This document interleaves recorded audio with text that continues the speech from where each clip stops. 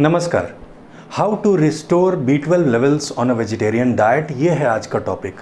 अक्सर लोग मुझे ईमेल करके, व्हाट्सएप मैसेज के थ्रू और यूट्यूब पे कमेंट करके ये पूछते हैं कि सर विटामिन B12 के सोर्सेज तो केवल एनिमल बेस्ड फूड प्रोडक्ट्स होते हैं और आप कहते हैं कि मिल्क और मिल्क प्रोडक्ट्स भी नहीं लेना है, तो विटामिन B12 हमको कहाँ से मिलेगा? तो चलिए सबसे पहले मैं आपको एविडेंस के तौर पे एक मेडिकल रिपोर्ट दिखाता हूँ। मिस्टर अशोक मेरे एक क्लाइंट हैं जिन्होंने रिसेंटली स्ट्रिक्ट सात्विक डाइट पे 3 महीना पूरा किया है। जब भी कोई मुझे कंसल्ट करता है तो मैं अपने क्लाइंट से वो सारे मेडिकल रिपोर्ट्स मंगवाता हूँ जो ऑलरेडी उनके पास होते हैं। 28 जनवरी का ये मेडिकल रिपोर्ट है उनका, जिसमें आप देख सकते हैं कि उनका विटामिन B12 था 291.3। 3 महीने सात्विक डाइट पे रहने के बाद इन्होंने रिपीट टेस्ट करवाया तो इस बार विटामिन B12 आया 329.3। इसका मतलब ये हुआ कि 3 महीने तक इन्होंने एक बूंद तेल नहीं खाया, चीनी नहीं खाई है, कोई नॉन वेजिटेरियन फूड नहीं लिया है, सप्लीमेंट नहीं लिया है, अंडे भी नहीं खाए हैं और कोई भी मिल्क प्रोडक्ट्स नहीं लिया है। फिर भी इनका विटामिन B12 कम नहीं हुआ है बल्कि 38 पिकोग्राम पर मिलीलीटर बढ़ा ही है। आपकी जानकारी के लिए मैं आपको बताना चाहता हूं कि ऐसे सैकड़ों क्लाइंट्स के मेडिकल रिपोर्ट्स मेरे पास हैं और 100% ऑफ द केसेस में विटामिन B12 बढ़ा ही है, कभी कम नहीं हुआ।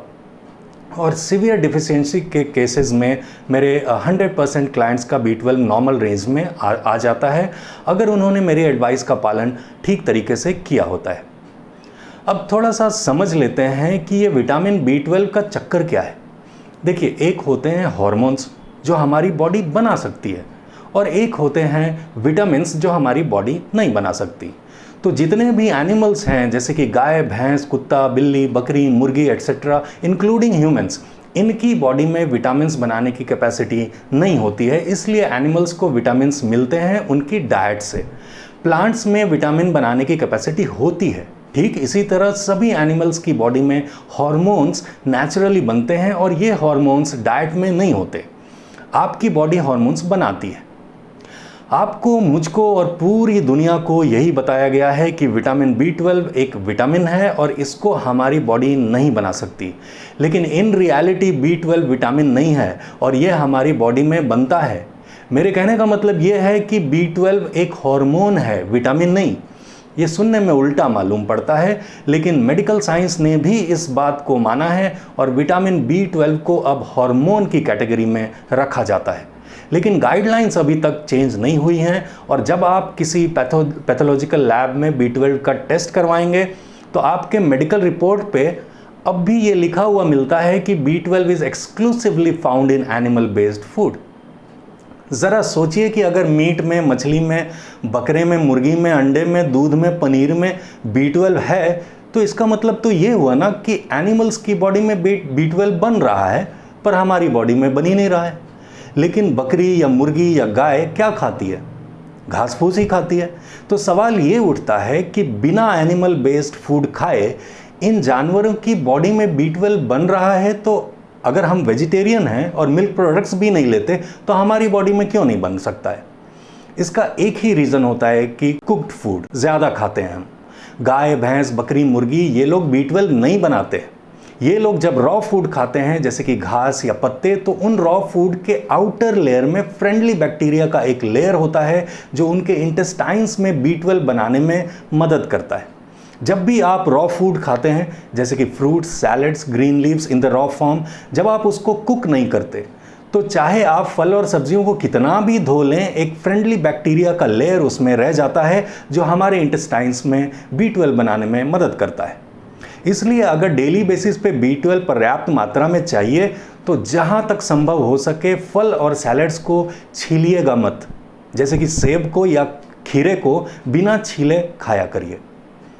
तो इसका मतलब ये हुआ कि अगर आप डेली बेसिस पे रॉ फूड खाएंगे, मतलब कि फ्रूट्स, सैलड्स, स्प्राउट्स, हरी चटनी एट्सेट्रा, तो कोई सप्लीमेंट लेने की ज़रूरत नहीं है, कोई एनिमल फूड नहीं खाना है। बिना डेयरी प्रोडक्ट्स लिए आपका B12 नॉर्मल हो जाएगा। चाहे कितना भी आपका B12 कम हो गया हो, अगर 10 ग्राम फ्रूट्स पर KG of your body weight 5 gram vegetables पर केजी ऑफ बॉडी वेट और 1 ग्राम ग्रीन लीव्स पर KG of your body weight आप रोज़ खाएंगे तो मैक्सिमम 3 महीने में अपने आप आपका B12 नॉर्मल हो जाएगा। लिख लीजिए इस बात को, कुछ और करने की ज़रूरत नहीं है। और ये मैं इतने कॉन्फिडेंस के साथ कह रहा हूँ क्योंकि मैंने प्रत्यक्ष में मेरे किसी भी क्लाइंट का B12 3 महीने बाद आउट ऑफ रेंज नहीं पाया है, अगर तो उसने रॉ फूड के एडवाइस का पालन ठीक तरीके से किया है तो। एक इम्पॉर्टेंट बात, जो फ्रेंडली बैक्टीरिया फल या सब्जी के छिलके पे पाए जाते हैं जो B12 बनाने में मदद करते हैं, यही वाले बैक्टीरिया आपको मिट्टी के बर्तनों से भी मिल सकते हैं। मतलब कि मिट्टी के मटके का पानी, मिट्टी के कुल्हड़ की चाय या लस्सी, मिट्टी के तवे की रोटी या फिर मिट्टी की हांडी में बनी दाल या सब्जी प्राकृतिक रूप से B12 बढ़ाने में सहायक हैं। बहुत ही अनफॉर्चुनेट बात है कि हम में से 99% लोग जो कुछ भी खा रहे हैं वो कुक्ड फूड ही होता है। इसका मतलब कि जो फ्रेंडली बैक्टीरिया B12 बनाते हैं उनको हम कुकिंग करते करते मार डालते हैं, उनको हम बॉडी में जाने ही नहीं देते हैं और आज ह्यूमंस में ज़्यादातर B12 की डेफिशिएंसी पाई जा रही है। जो लोग नॉन वेजिटेरियन खाना खाते हैं वो लोग मीट पे, फिश पे, चिकन पे B12 के लिए निर्भर हो जाते हैं, और जो लोग वेजिटेरियन हैं वो लोग दूध, दही और पनीर जैसी चीज़ें ज़्यादा खाने लगते हैं ताकि B12 मिल सके। लेकिन जो लोग सात्विक डाइट पे हैं या सफिशिएंट रॉ फूड रोज़ खा रहे हैं, उनकी बॉडी में नेचुरली B12 बनता है और ऐसी डाइट पे कभी भी B12 या किसी भी दूसरे विटामिन की कमी हो ही नहीं सकती। अगर आपका विटामिन B12 कम है तो आई विल स्ट्रांगली रिकमेंड कि 3 वीडियो की वीडियो सीरीज़ मैंने रिसेंटली अपलोड की है जिसमें मैंने 15 स्टेप प्रोटोकॉल बताया है to reverse any disease naturally. उसका 3 महीने तक पालन करिए। 3 महीने बाद ब्लड के सारे पैरामीटर्स आपको रेंज में मिलेंगे इंक्लूडिंग B12। ये 3 वीडियोस की एक वीडियो सीरीज़ थी, पार्ट 1, पार्ट 2, पार्ट 3। इन तीनों वीडियोस के लिंक्स आपको इस वीडियो के डिस्क्रिप्शन में मिल जाएंगे। अगर आप रोज़ सफिशिएंट फ्रूट्स और रॉ वेजिटेबल्स खा रहे हैं तो आपकी बॉडी में B12 उसी प्रकार बनेगी जिस प्रकार एनिमल्स की बॉडी में बनती है। इसलिए B12 को अब हार्मोन की कैटेगरी में रखा जा रहा है, ना कि विटामिन की कैटेगरी में, क्योंकि विटामिन एक ऐसी चीज़ है जो बॉडी बना नहीं सकती। That is how it is different from hormones. Hormones हमारी बॉडी बना सकती है, तो एक्चुअली B12 एक हार्मोन है जिसको एज अ विटामिन कैटेगराइज कर दिया गया है।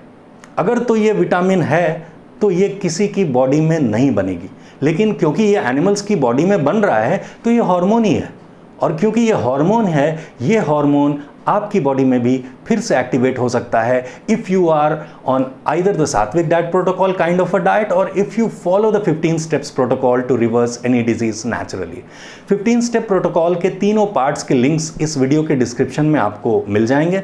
B12 नो डाउट हमारी बॉडी के लिए एक बहुत ही महत्वपूर्ण कंपोनेंट है, क्योंकि ये हमारी बॉडी में रेड ब्लड सेल्स प्रोडक्शन में मदद करता है जो हमारी पूरी बॉडी में ऑक्सीजन पहुंचाता है। यह हमारे नर्वस सिस्टम के लिए भी क्रूशियल होता है, एनर्जी रिलीज में मदद करता है और DNA फॉर्मेशन में भी B12 का बहुत बड़ा योगदान होता है। अच्छा, एक इम्पॉर्टेंट बात जो शेयर करनी थी आपसे, मैं एक किताब लिख रहा हूँ, ये मेरी तीसरी किताब होगी।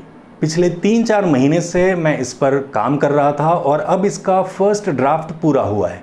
इसका सेकंड और थर्ड ड्राफ्ट अभी लिखना बाकी है, जो मुझे उम्मीद है कि अगले 1.5 महीने में पूरा हो जाएगा। फिर ये बुक पब्लिश होगी, यानी कि जून के एंड में ये बुक पब्लिश होगी, जिसका टाइटल है एडवांस्ड मेडिकल न्यूट्रिशन थेरेपी। इस किताब को मैंने इस उद्देश्य से लिखा है कि अगर किसी ने मेरी एक भी वीडियो नहीं देखी होगी तो इस बुक को एज अ गाइड यूज़ करके, इसमें बताए गए फॉर्मूले का इस्तेमाल करके कोई भी अपनी ओवरऑल हेल्थ को रीस्टोर कर सके, अपनी सारी मेडिसिन को परमानेंटली बंद कर सके और एक हेल्दी लाइफ लीड कर सके, चाहे उसको हार्ट डिजीज़ हो, कैंसर हो, डायबिटीज़ हो, ब्लड प्रेशर हो या उस बीमारी का कुछ और नाम हो। तो अगर आप इस किताब में इंटरेस्टेड हैं तो ज़रूर कमेंट करके मुझे बताइएगा। आप अपने सजेशंस भी दे सकते हैं, जैसे कि कोई स्पेसिफिक टॉपिक जो आप चाहते हैं कि मैं इस किताब में कवर करूं। आप हिंदी में पढ़ना चाहेंगे या इंग्लिश में, या आपका कोई और सुझाव, ताकि सेकंड और थर्ड ड्राफ्ट में मैं इस किताब को आम जनता के लिए बेहतर बना सकूं। और B12 के बारे में मैं आपको भी वही आश्वासन देना चाहूँगा जो मैं मेरे सभी क्लाइंट्स को कहता हूँ कि अपनी डाइट में 40% रॉ फूड इंक्लूड करिए और 3 महीने तक B12 के बारे में मत सोचिए।